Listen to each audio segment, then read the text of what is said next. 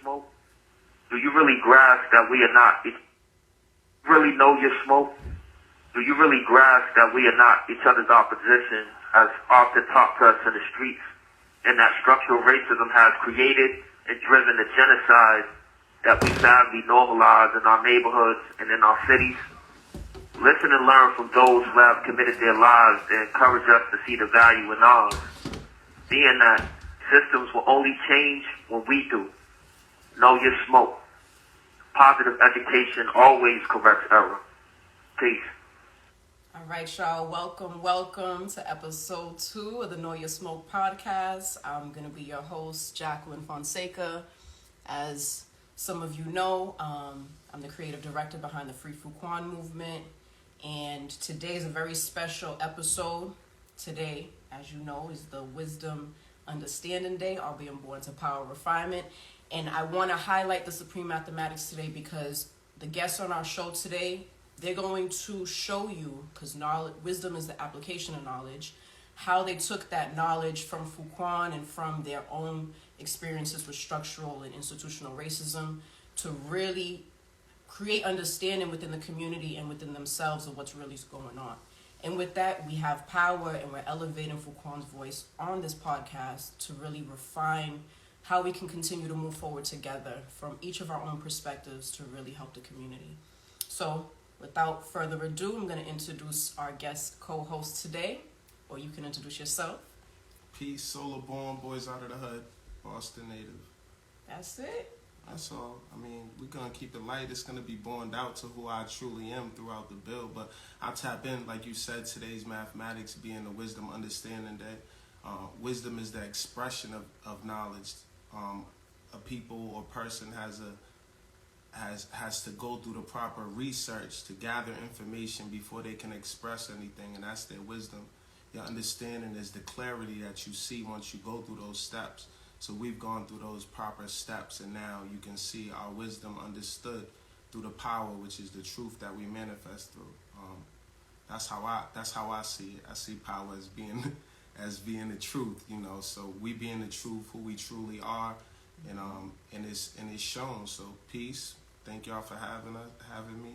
I look forward to striving to illustrate some of the aspects that I know about our brother Fu, who we striving to get home, as well as what Know Your Smoke means to me in my own life. Absolutely. So I'm gonna welcome our guest today.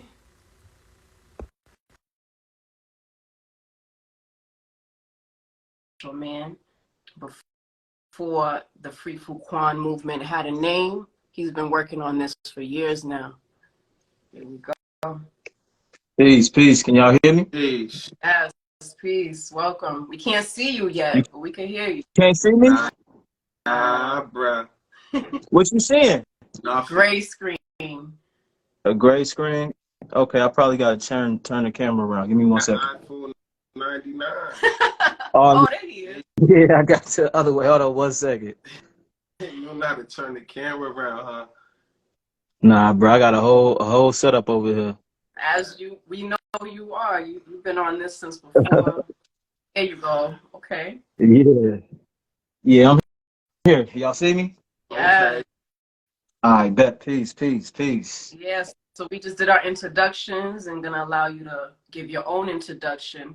And actually, I want to add on to that. Before the Free Fuquan movement had a name, this is the person that was behind it all. So a lot of the throwback content that you see me put up is because Mr. Mackey was behind the camera. He was putting up a lot of work. Him and Queen Haja were putting in mad work, along with other people in the community, to really elevate and let Fuquan's voice be heard. So very, very special individual.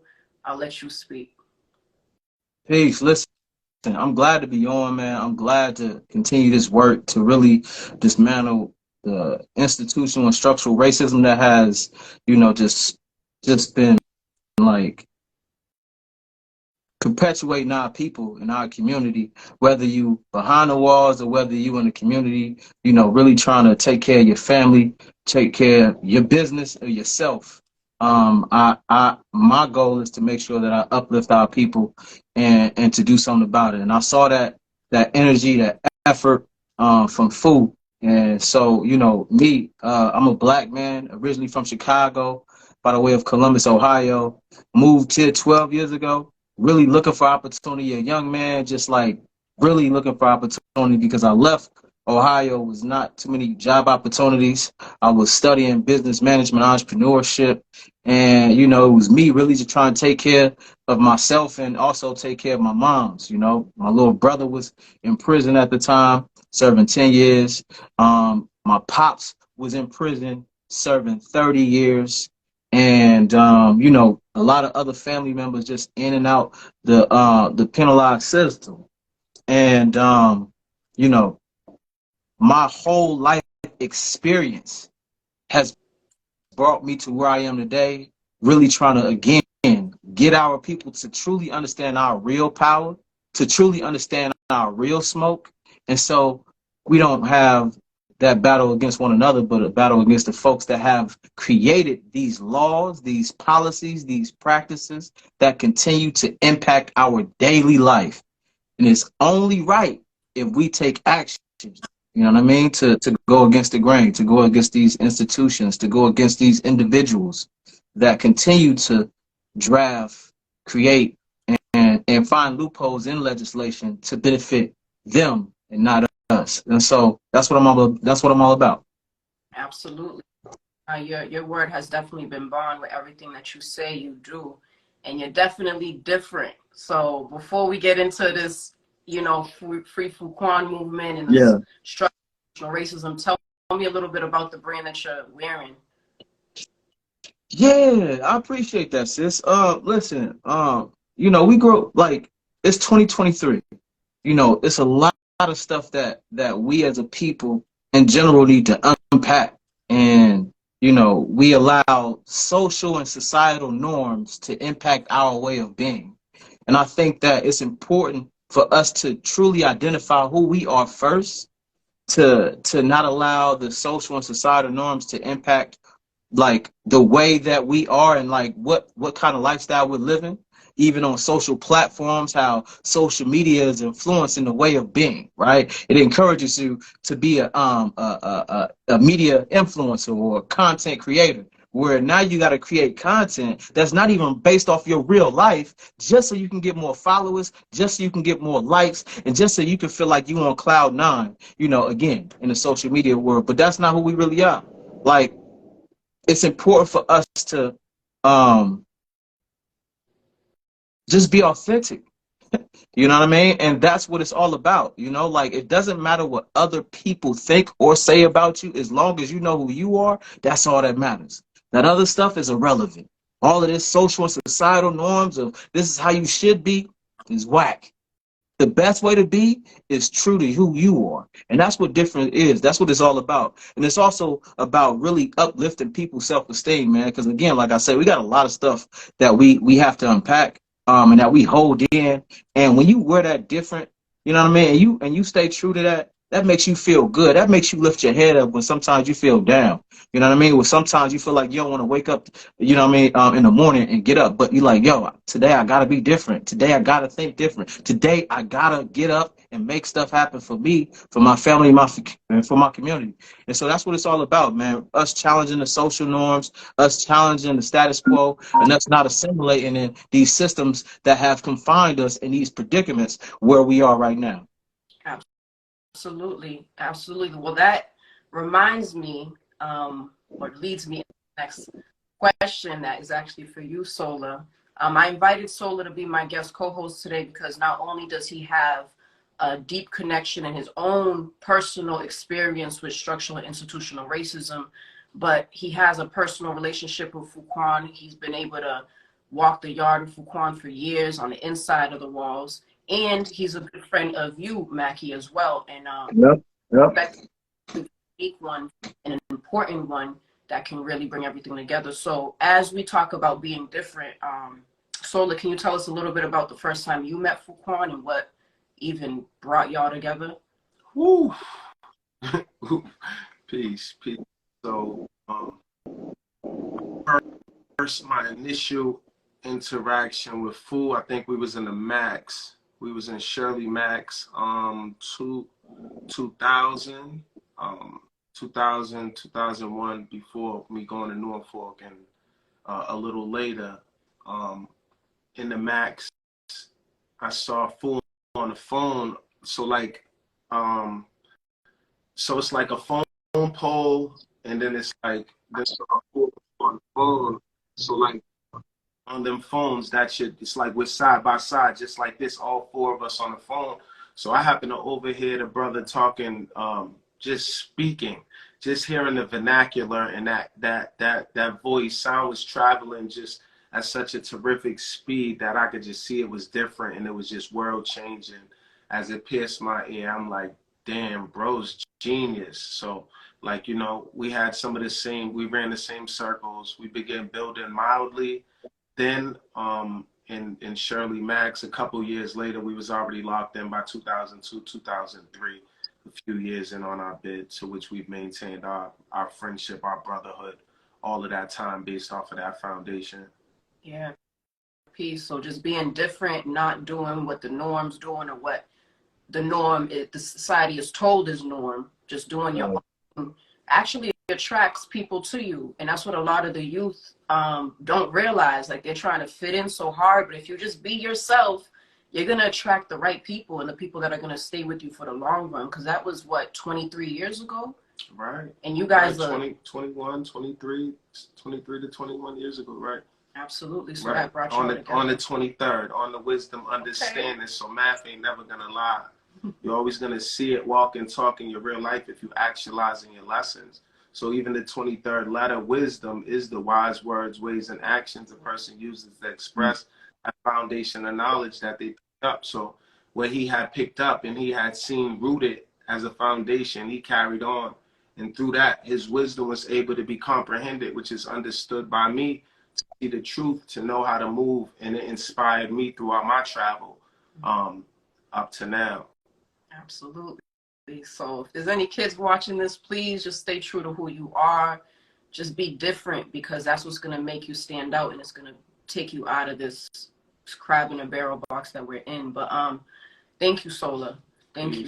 So real quick. So real quick. So if there is no young folks watching, for the adults that's watching, share this with the youngins.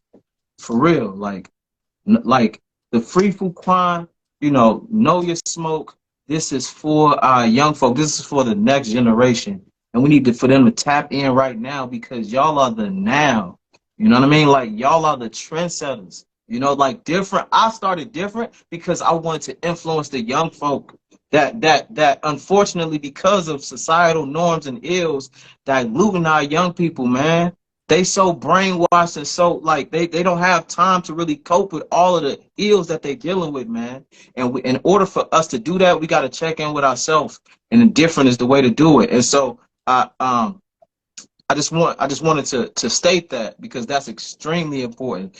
And me, Solar, and Fu, that's actually how Fu and I met, straight up on the phone, right? Is that the question you was coming up with, sis? Exactly what I was going to say, because you was working with the teens at the time. Yeah, exactly. So, like, I think it was like almost 8 years ago. It was 2016. And during this time, there was a lot of stuff happening in Massachusetts around criminal legal reform, right? And, we went to the State House. This when I was working at Teen Empowerment. I had 4 young people that went with me to the State House, and there was a meeting, actual public like hearing or forum around taking a development approach with young adults in the criminal legal system, right? And so we go there, a whole bunch of white folk in this space. You got policymakers, you got folks from Harvard, you got folks from Chicago that done studies around the brain development, and everybody on the panel did not reflect the people it was talking about. None of them looked like me. None of them looked like the youth that I brought into that space. And I told the young folks, like, yo, y'all see this? Do y'all feel represented? They talking about y'all. They talking about y'all friends. They talking about y'all people. How y'all feel about that? And so they felt a certain way. We basically disrupted the conversation in the forum, and we had the opportunity to really change the way we had the opportunity to change the narrative. So they thought that they were coming to present the forum. We actually changed the narrative, and the young folks really led the conversation. After that, I basically ran up to, just like we used to, like back in the day, I'm from the hood. Like I used to gang bang and all of that, right? So I used to run up on people. I ran up on the organizer, like, yo, who's organizing this? Like, what was y'all thinking? Like, are y'all serious? Like, y'all gonna have a conversation about young folk, but not have young folk in this space? Right. But then you don't even have a black person in this space. And the only black person that was in there was Brother Rasan Hall when he was working at the ACL, when he was working at ACLU, and a dope brother that has been tremendous in the work that we've done with the movement Stuck on Replay. And he was at the first event that we actually held. And so fast forward, we had that event and we disrupted it. And I'm like, I want to have a meeting with y'all. And they're like, yeah, we're sorry. We didn't mean it. We didn't think. I'm like, yeah, all right, cool.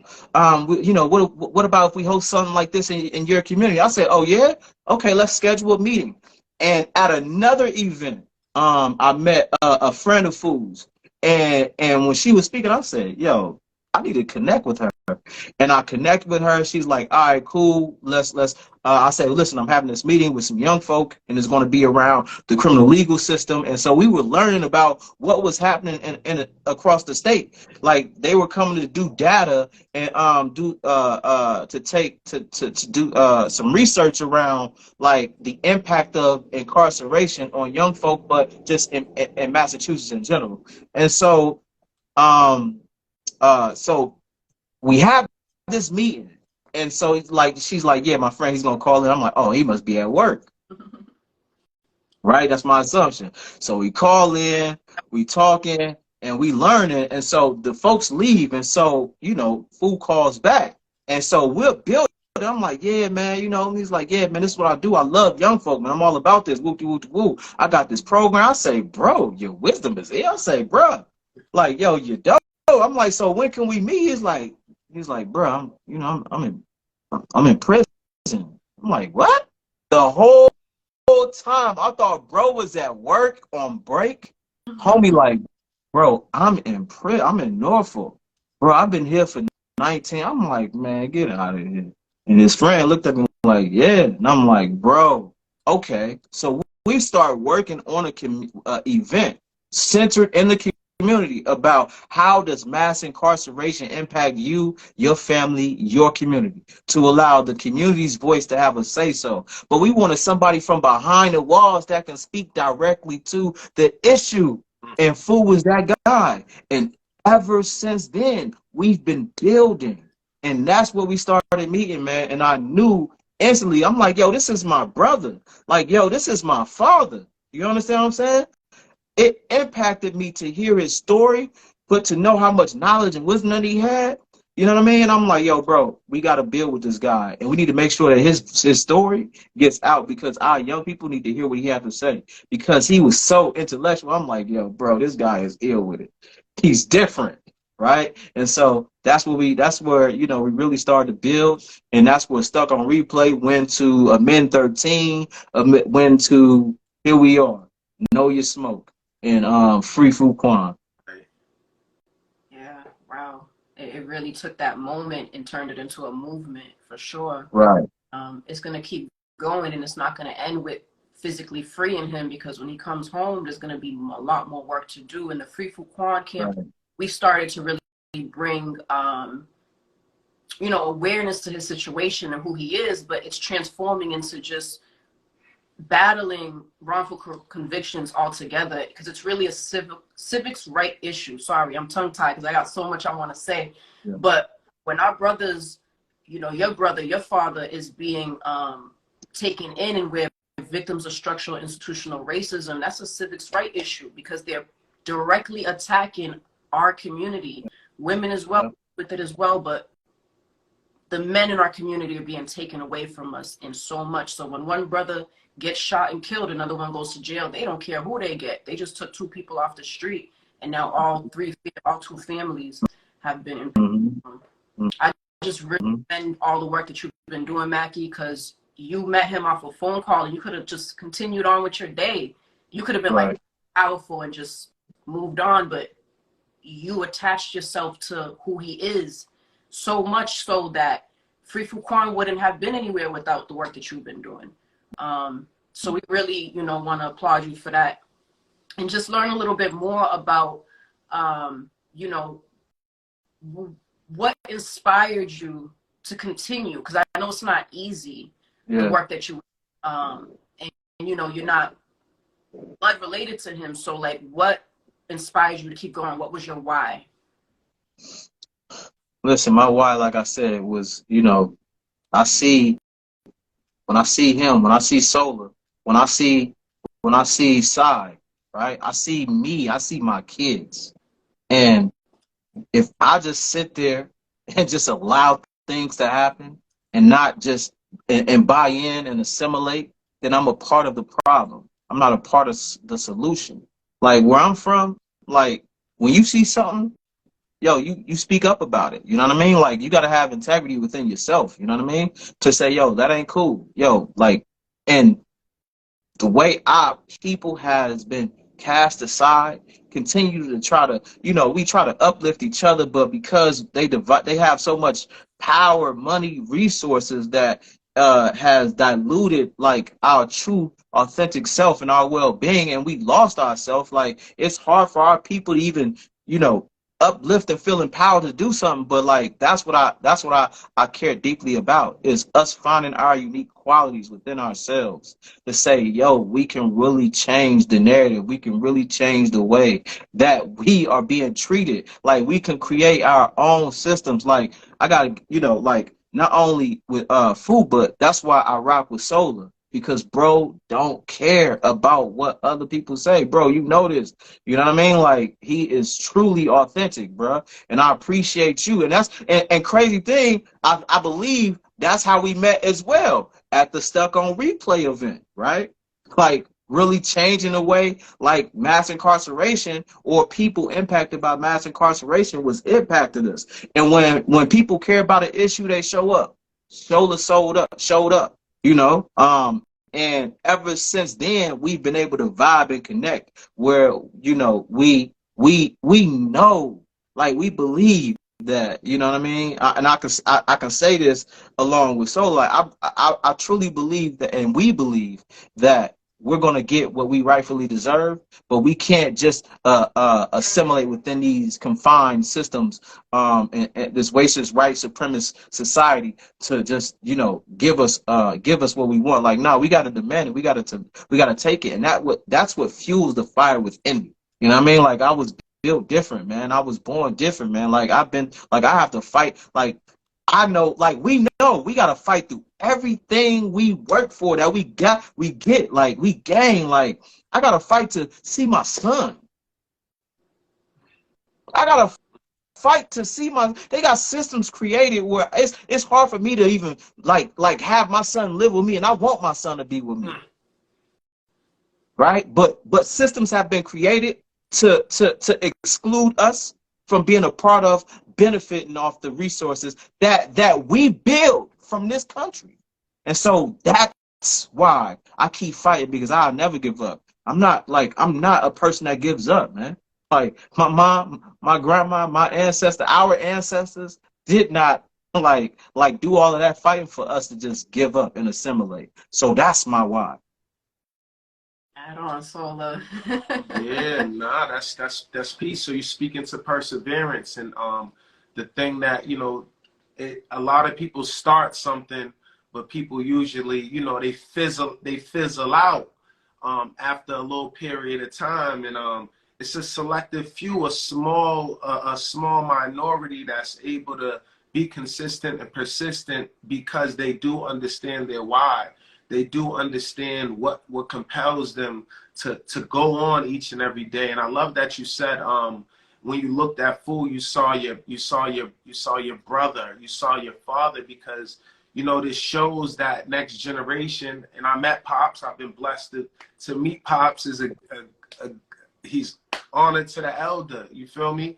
He finished his bid, came home. I was blessed up with the opportunity to be able to meet him. But to see that you see that same quality in your brother as you see in your father and your other brothers is the definition of being different, is the ones who honor the root in a different type of way. So the different, everything's mathematics, remember. The difference is the remainder. So we dealing with math. Being different is the remainder. So it's a small percentage, maybe like 5% that's left over from 95% or out of 100 that really do this, not for what the people for the people in props. Now they do it from out of their hearts. They do it with all of their vigor each and every day, regardless what the world is saying.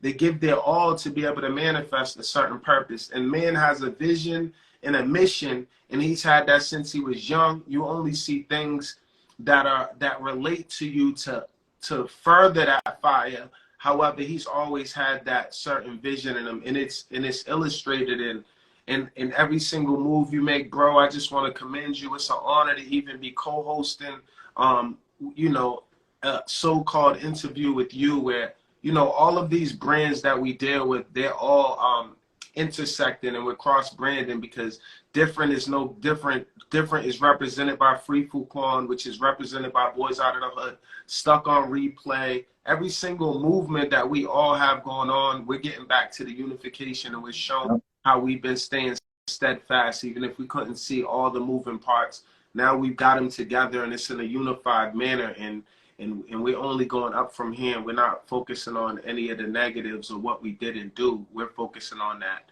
difference population, which is this type of thing. So yeah, big ups to you, and that peace. Appreciate you, G.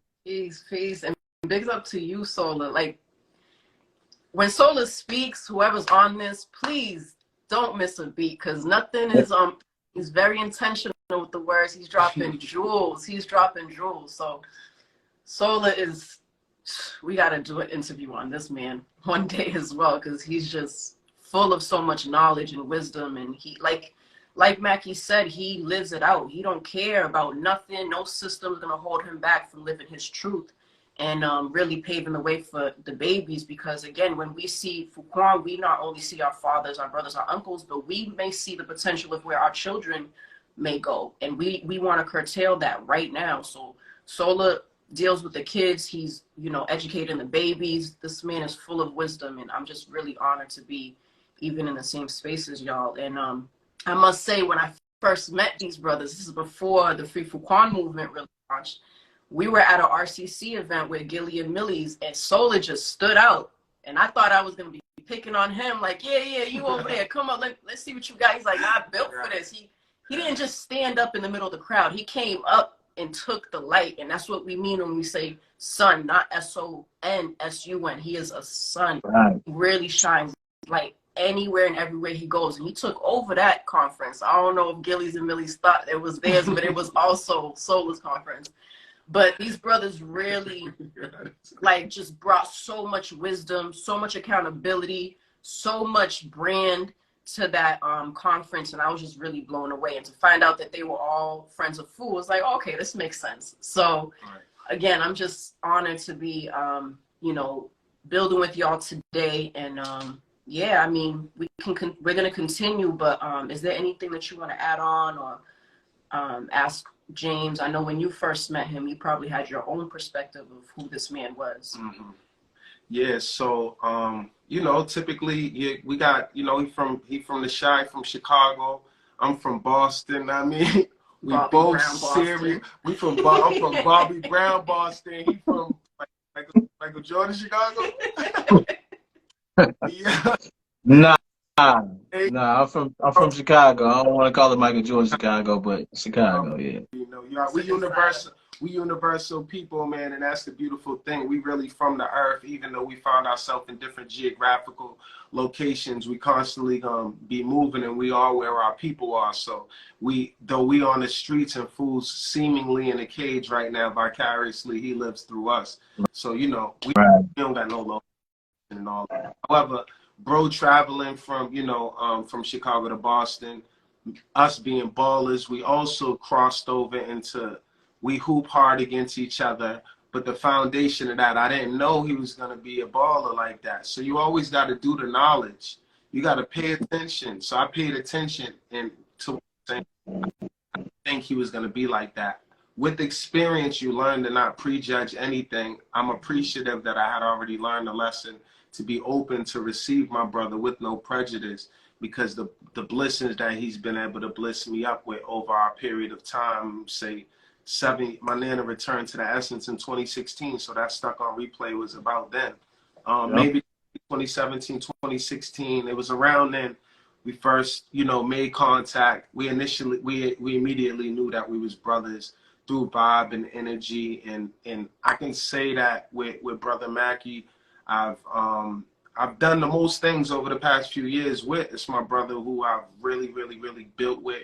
We've built Brothers Building, a program that caters to men's mental health over the past few years through pandemic. We have a whole bunch of brothers that have been tapped in with us.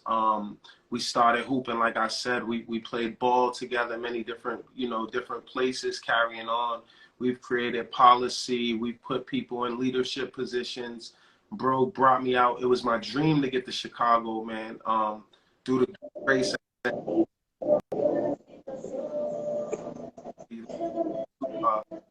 training, and it was come true. It was like bananas, and everybody in that building was like, "Yo, he's from Boston, and he's from Boston too."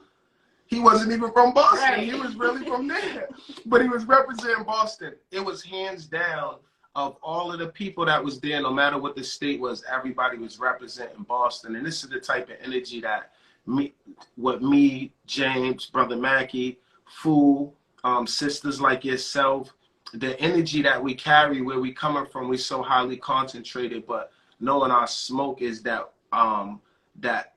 before we knew our smoke, we was divided because we're fighting against each other. So with that experience, coming full circle with that experience, I had already lived the street life to learn by the time that I met Mackey, so I understood how to recognize how I needed to unify with this brother, and it's been nothing but great things. In conclusion, what you were speaking about with the Millies and Gillies joint, Sis is holding it down. I'm like, yo, who's this host? That shorty's name that do the Celtics joint? Like, this sis need to be doing that. Who is she? Boom, I don't even know. She connected the Fool. I'm sitting, and it was all about the energy, bro. And me and you traveled there together. I had on a different fit. Bro got me all shining up in the building. I don't even be caring about no gear. So bro be dicing me up and getting me lit with the different gear and all that. And I mean, so I popped in with the whole different sweatsuit, looking like I'm lit in there. And sis is like, well, we just need to do some like popcorn or whatever. I'm gonna pick on you. And I'm like, pick on me? I'm like, Mackey, you here? Bro, You're not gonna pick on me. And I'm gonna tell this nigga Gillies that I bust his ass on the ball on the court, and he ain't gonna say nothing. Gillies was like, hey yo, Matt. Gilly was like, who's that? Right. Born from Bobby Brown, Boston, striving to free Food Quan with James Mackey and Sister Jackie. Right. Peace. Yeah. And you really highlighted in that moment as well, because people was like, oh, Mattapan, Roxbury, Cambridge, and you was like, we got to stop. Like, you really stopped everything and let people know to stop with all the hoods. Like, we're all together, and that's what structural racism has us thinking. So you was breaking down structural racism in front of us without calling it that. I love that because we just flow out. We just flow out of our nature, and generally we don't know what these title things, what they're called. You know what I mean? So I love that you brought that up. There was a couple of things that was very important for me to highlight in that. Even as Gillies coming from Philly and Millie's coming from Cambridge, representing within our city, and Cambridge and Boston is one. There's no separation, but it's always about tracing it back to the root. In that space, C's and S dot is Millie's squad. That's his bros, that's family. Those are the ones that I know, and my squad know a little bit more personally. So it was necessary for me to usher them in and let them know that they was loved in the city as I screamed out, yo, C's, yo, S, I see y'all. okay Millies, okay Gillies, because we always got to trace it back to the root. So with that, I want it to be known, any space that I'm in, ain't no Massachusetts separation. Ain't about to be, I grew up in the system. I grew up with brothers from Brockton, New Bedford, Fall River, Cape Cod, all of that so-called outskirts. Let alone Cambridge is up the street. It's only 4 minutes from the south end of which where I grew up, Roxbury, a couple of minutes. So those invisible lines that they strive to draw around us, like, take that shit down, unsubscribe, send it back, tell them you ain't rocking with it, because that's the division that's keeping us messed up. And Boston is a city that clearly illustrates that the more divided you are, the less that you have to win. That's why we gotta get Gillies to get on that Bobby Brown Boston joint, because we about to be popping. He gonna be like, oh, I was kicking on. That's why we gotta tell him about that Bobby Brown Boston, so we can get out of this illusion of what the city is. And we really in that place, yo. For real. Peace. Yeah. Peace. I just want to add on all those invisible lines of hoods. At the end of the day, you all ended up in the same place. Because when you go to prison, you're meeting all these brothers that you have beef with or supposed to have beef with, and y'all are sharing the same space. Now you're down here and you got to unite. And it's only then that a lot of these brothers realize, like, oh, we're supposed to be working together, but we're supposed to be doing that before we came here so that we didn't get here. Right. So, that's a lot of the work that Fu does within the system that people don't see, because he's doing it. First off, he doesn't look for credit. I'm just going to brag about him every chance I get. That's why the fun platform's there. Right. But he's silently getting people together from different gangs, different hoods, and he's squashing beef by educating them on what structural racism is, what institutional racism is. And by then, when they learn it and they're squashing beef behind the walls, their comrades out in the streets are still gang banging, not realizing that the leaders of these gangs are cool with each other. Facts. So, like, Facts. I know that you've witnessed this yourself. Facts. Can you speak on that a little bit? Oof. I mean, you said it all. Like, knowledge is the foundation, and I build that many more young brothers could find the foundation. That unity is the answer to the separation once they get up in Shirley, Max, Walpole, Norfolk, Concord, Norfolk, what have you, and end up sitting at the same tables with guys that they've, you have murder beef with, because now your hands forced for you to be able to sit amongst each other.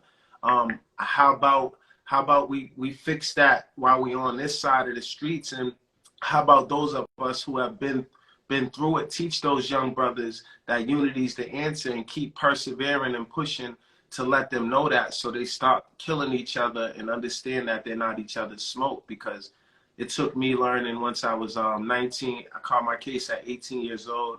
By the time I was 19, I was already in the max with labels on me and all of this. And I had today's the anniversary. My brother, Tari J. Thomas, was murdered in 1998. Today's 25th anniversary. Mathematics never lies. So I had already learned those lessons in the streets once I caught my case, but I build and add on each and every day in the community, so more young brothers, such as you guys do as well, build it in the community, so it's known that we need to stay together and never mind the street separation. Let's find commonalities, let's find common denominators, and tap in and keep building, such as we are doing it, with no selfishness involved. But we're all interdependent. It's all about man, woman, and child, and coming back together.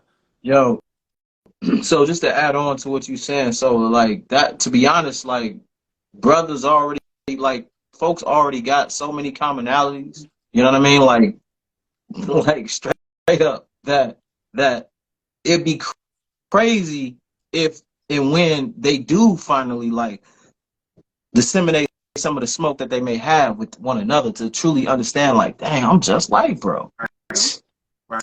You know what I mean? Like, and really it takes that's why I'm going back to know your smoke, and why it's important to be different, because it takes a mental shift that you got to practice. Right.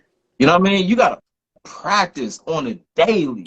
Talk to yourself about what's going on in your mind, because your subconscious will have you fucked up because of what you've been through, because of your life experience, because of your way of being, because of your community where you live at, right? It'll have you messed up of thinking one way, but knowing you don't want to continue to live that lifestyle. And I had to tell myself, man, Talk that talk. I remember, bro. I remember, man, like, yo, when I was, for one, I got kicked out of school on my 18th birthday. I thought everything was going good. They was like, Mr. Mackey, can you come down to the hall? I say, it's my birthday. So I'm like, yeah, like they called me down to the hall. They about to give me a birthday cake. So we in there. We got the police in there. I'm like, what's this for? You got the principal, the assistant principal. You got, other administrative staff in there. It's like, yeah, Mr. Mackey, you can get your things and you can get the fuck out. I'm like, what? This is my 18th born day. They telling me to get out. And that day I was not allowed in any public schools at all. I could not go back. I was out of school for 2 years straight, like, fuck it. Right? What happens in our society on a daily, or they just allow our young brothers and sisters to just pass through without even applying themselves, right? I'm saying all that to say that led me to being out in the streets, being heavy, doing a lot. Well, I've been in the streets, to be honest. That's why I got kicked out, right? And I remember vividly when my little brother was on some stuff, and I'm like, bro, you need to slow down. But he was paying attention to me, and subconsciously and consciously, I wasn't even aware. It didn't recollect with me yet, right? And so, something happened where brother ended up getting, this was a year later, bro. Guess what? The day that Stuck on Replay that started in 2016, it was July 7th, was the same day my brother got locked up in 2005. I was 19 years old at the time. The same day. And so when that happened, right, it impacted me tremendously because that was my little brother. But then when sentencing day came and that judge said 10 years, bam. And I looked at my brother, I looked at my mama. My brother gave me that look, like, I saw my mom just crying. We done lost our house because we paid a whole bunch of money for the lawyers to try to help my brother out. They just took the money.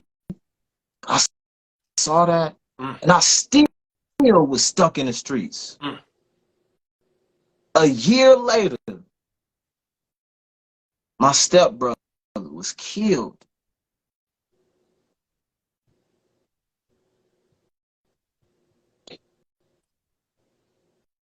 He was killed due to gun violence, due to senseless smoke.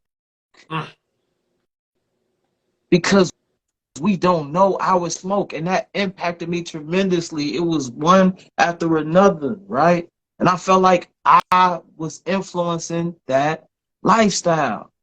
It didn't take me to 6 months after my brother passing, to after realizing that I cannot allow myself to end up in that same path. I could not allow myself to have my mom continue to go through what she's been going through. I cannot allow myself, for my family, to continue to go through what they're going through, or for me to be ripped away from my community. And it was at that moment when I had a mental shift and I committed myself to changing my life, to making a difference. Bro, I sold my weed, I sold my drugs, I sold my guns to go back to school. That's how passionate I was for it. And I'm bringing it full circle to say that it's a mental shift that we all decided. Me, you, Sis Jackie, you, Solar, Fool. It was a mental shift that we had when we said, yo, no more. I can't do it. No. Like, it's too much burden. It's too much burden that's weighing on me. It's weighing on my family, weighing on my community, and I can't do it no more. Whether I be a part of the system or I disrupt the generational societal curses that have been impacting our communities, our people, and our family. And I decided to disrupt it. And that's what Know Your Smoke is all about. Is not, when you see a brother that looks just like you, that's not your smoke. That's your brother. Brother. That's your sister. That's your uncle. Right? Brother. Right? We gotta make sure that we take care of us, because just like, man, listen, these folks out here are continuously creating laws, policies, and practice on a city, state, and federal level to rip us from our families, to take to continue to divide the resources away from us, and not allow us to live, to be supreme, and not allow us to be fulfilled and liberated. That's what they pride themselves on doing that. And if we continue to assimilate in this social and societal norm and system against around institutional and structural racism that's embedded in this, in every institution, every policy, every legislation, whatever you want to call it, we're going to continue to be stuck on replay. But we got to understand our real smoke, and our real smoke, like our brother Fu was so eloquently, like when he thought about this, like, yo, your smoke is not you. It's not your brother.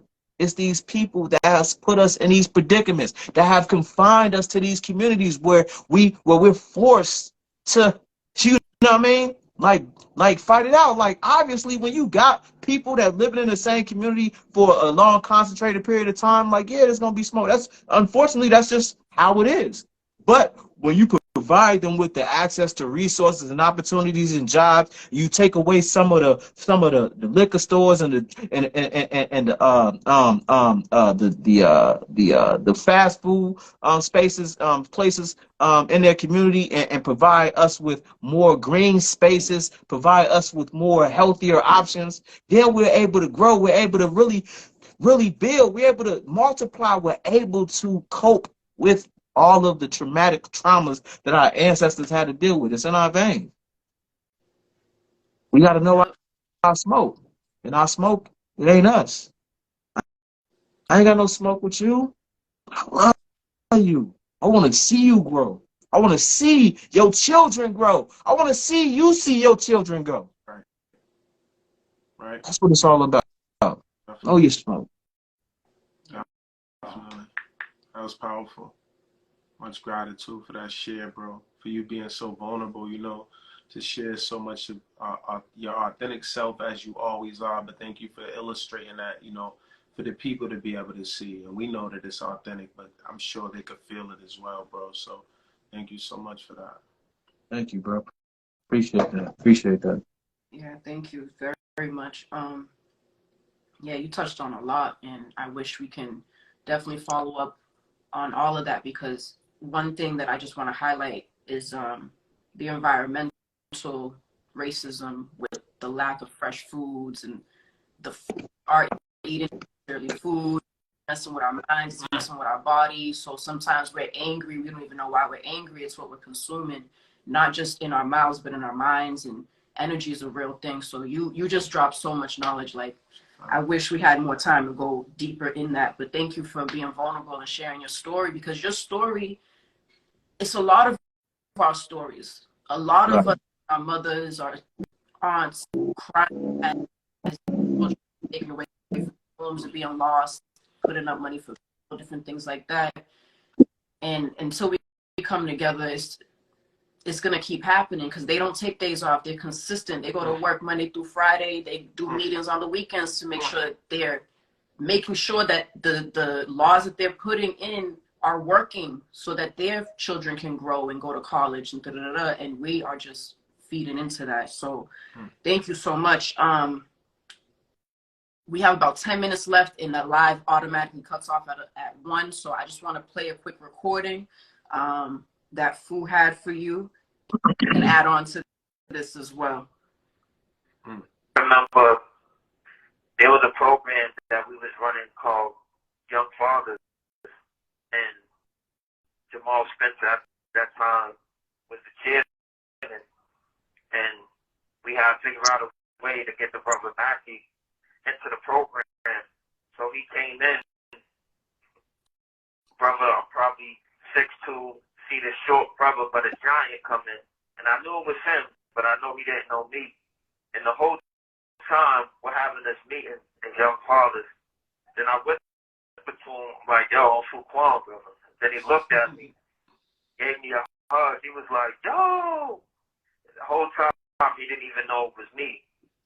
And when he looked at me, he just was like, damn, brother, yo, we got a lot of work. And it was in the middle of a meeting. And I knew that day would be the first of many days where we come together.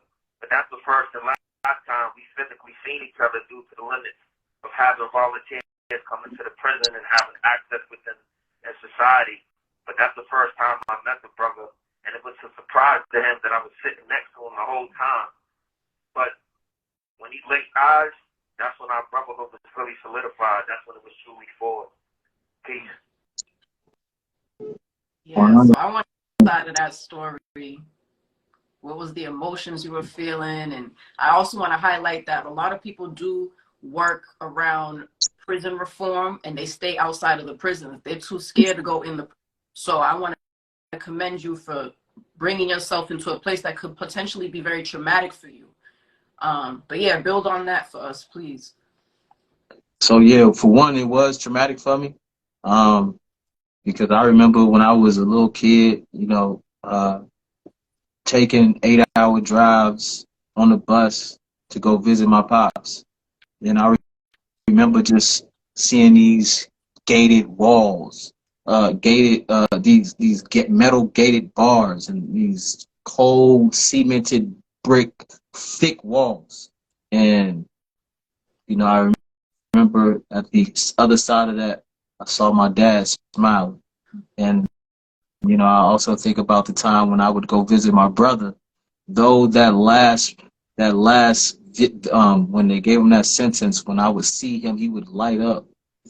You know what I mean?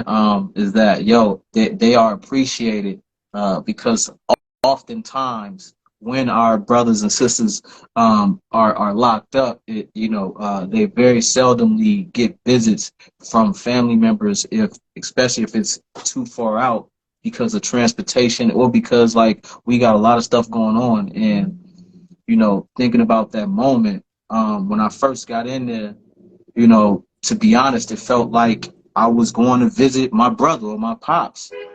And when I saw all of the brothers in there, I was angry because most of everybody in there looked like me, looked like us. I was upset. I was.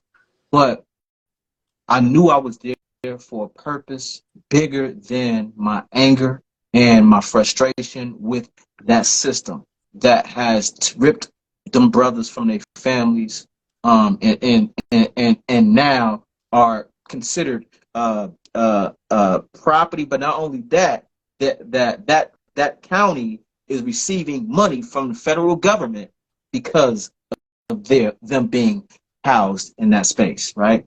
And so when I was there, I was shaking hands with all the brothers, like peace, peace, peace, peace, firm handshake, you know what I mean? I'm like, damn, like this, I'm looking at this, my family, yo.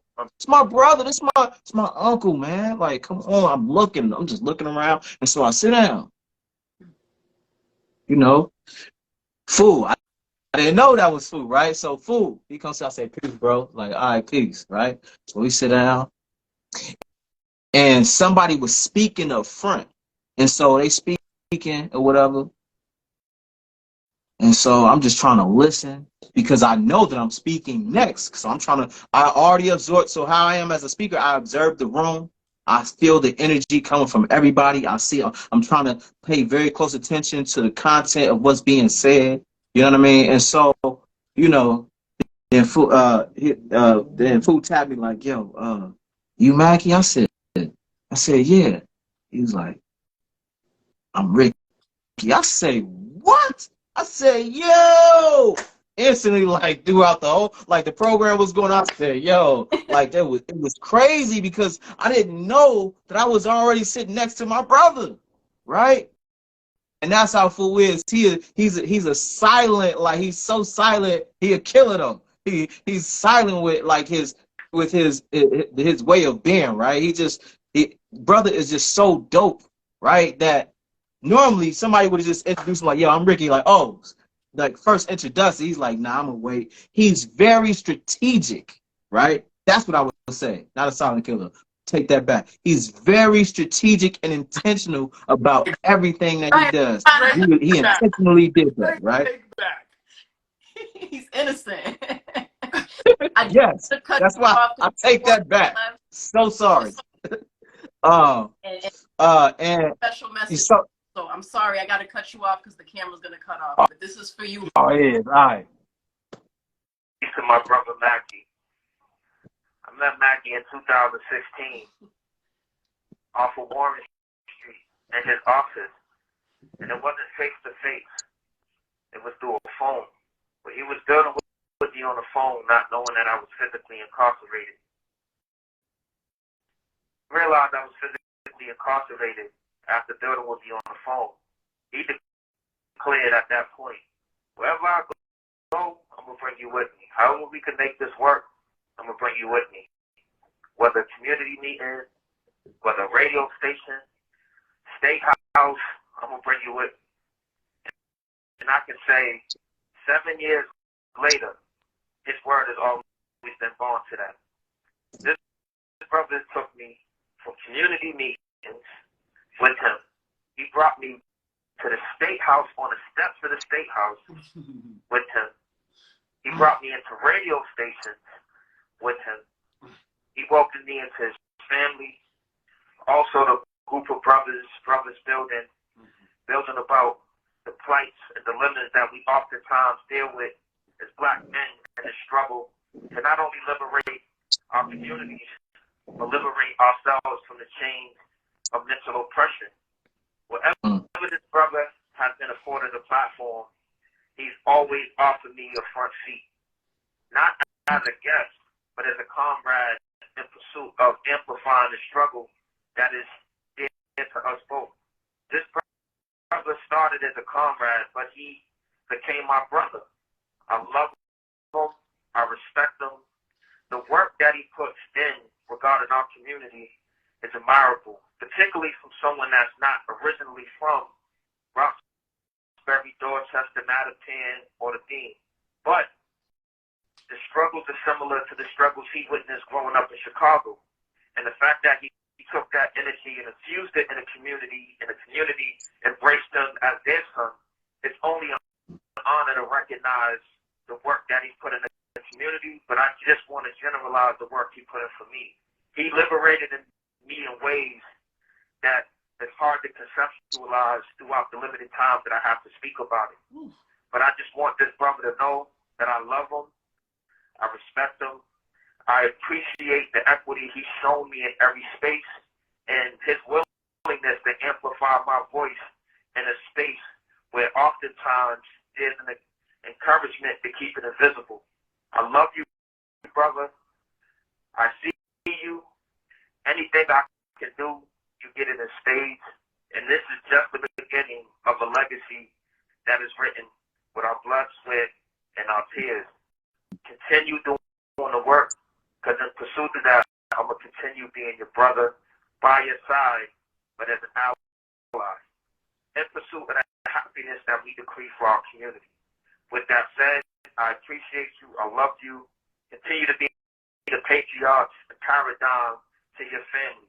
Because you were definitely a paradigm for the community. Peace. Peace. Peace. Thank you, bro. I love you too, man. Powerful. Much appreciation.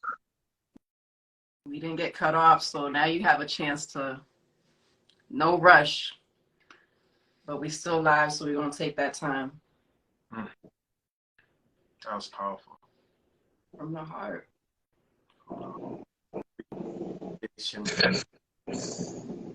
Yo.